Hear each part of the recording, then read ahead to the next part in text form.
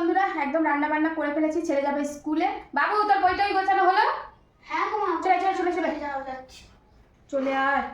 তো এখন ছেলেকে খেতে দেবো। তো কি রান্না করেছি বলছি আজকে। তো প্রথমে ছেলেকে খেতে দিয়ে দিই, বুঝেছো তো, দেরি হয়ে যাবে। ব্যথা। আর কালকে তো রথ দেখতে গিয়ে পায়ে ব্যথা করে এসছে, কি আর বলবো। মুচকা এমন খেয়েছে জানি না, ওই স্প্রে করেছি, দেখা যাক কত দূর কী হয়। না হলে আবার দু একদিন দেখি ডাক্তারখানায়, তারপর নিয়ে যাবো। তো এই তো রান্না করেছি, আর এবারে ছেলেকে একটু তরকারি দিয়ে দিই। তো বন্ধুরা এই যে মাছের ঝোল করেছি। মা, তুমি তো আগে বললে মাছে খাবো না, তো আমি সে মাছ খেলে খাবো। তো মাছের ঝোলই তো করেছি, কেন মাছের ঝোল খাবি না? খাবো না, তুমি বললে যে আগে মাছের ঝোল করবো না। তো দেখ না কেমন হয়েছে মাছের ঝোল, খেয়ে দেখ তারপরে বলবি। 1 পিস দেবো না 2 পিস মাছ দেবো রে? আবার তো 1 পিস দাও। নে খেয়ে দেখ।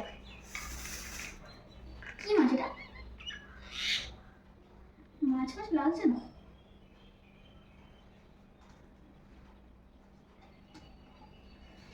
গরম গরম তো হবেই, সবে তো নামিয়েছি।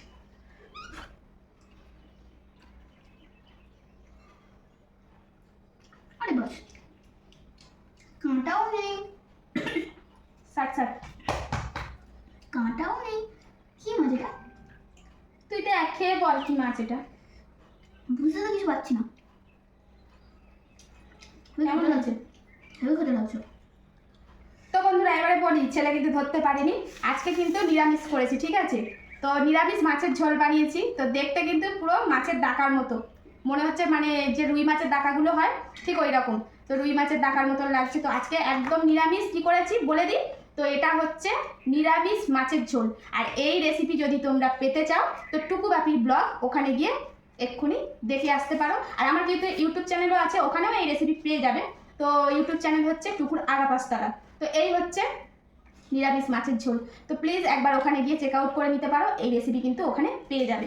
তো এই তো তরকারি কেমন হয়েছে? এটা কেটে বানাবো। এটা হচ্ছে এই নিরামিষ মাছটা বানিয়েছি সয়াবিন দিয়ে। তো কিভাবে কি বানিয়েছি ফুল রেসিপি দেখতে হবে। হেভি লাগছে খেতে। ভালো লাগছে না? তবে সত্যি বন্ধুরা, এমনি যখন মাছ মাংসর দিনে না, মাছ মাংস ডিম তারপরে হচ্ছে সমস্ত কিছু রান্না করা যায়, কিন্তু নিরামিষের দিনকে মনে হয় কি রান্না করব কি রান্না করব এটাই মনে হয়। তবে এইরকম একটা তরকারি থাকলে আমার মনে হয় না আর কিছু লাগবে, তাই না? আর কিছু লাগবে না। স্বাদ হয়েছে না? দুর্দান্ত। তো একবার প্লিজ তোমরা রেসিপিটা গিয়ে দেখে আসো, আর বাড়িতে একবার নিরামিষের দিনকে এরকম ট্রাই করে দেখতেই পারো। তোমরা নিজেরাই বলবে যে কেমন হয়েছে। তো চলো, এখন ছেলে তো স্কুলে যাবে, তো ছেলেকে খেতে দিয়ে দিয়েছি, আর ওর দিয়ে দেবো টিফিন। তো যেহেতু এটা নিরামিষ, তো আজকে এটা দিয়েই তরকারি দিয়ে দেবো, আর দিয়ে দেবো রুটি। আজকে কিন্তু তোমাকে টিফিনে রুটি আর এই তরকারি দিয়ে দিই। হ্যাঁ হ্যাঁ, চলবে চলবে চলবে। তো এই তো আজকে এই হচ্ছে রান্না বান্না। আর কালকে তো রথের মেলায় গিয়ে ফেরার সময় ছেলে একদম পা মুচকে এমন পড়েছে, পায়ের একটা সাইড ফুলে গেছে, আর হাঁটতেও ওর একটু প্রবলেম হচ্ছে। আমি ওই স্প্রে করে করে দিচ্ছি। তো এক দিদিভাই বলেছে বরফে সেঁক দিতে, আমি কিন্তু বরফের সেঁক দিয়েছি, ঠান্ডা জল বরফের সেঁক দিয়েছি। তারপরেও তো দুটো একটা দিন একটু দেখতে হবে, হয়তো ব্যথাটা একটু কম হয়ে যেতে পারে।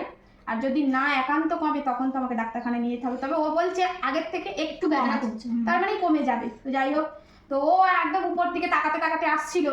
আর বুঝতেই তো পারছো ফুটপাথগুলো এমন হয়ে গেছে যে একদম উঁচু নিচু হয়ে গেছে, খানাখন্দ। তো যার জন্য, আর কালকে একটু বৃষ্টিও হয়েছে, কাদা কাদা ছিল, আর পাটা মুচকে গেছে। তো মেলাও দেখা হলো, আসার সময় একটু বিপদও হয়ে গেল। তো কালকে খুব সুন্দর মেলা ঘুরেছি, জগন্নাথ দেবকে খুব সুন্দরভাবে দর্শন করতে পেরেছি। এই তো। তো চলো ছেলেকে এখন রেডি করে দিই, আর ও যাবে স্কুলে।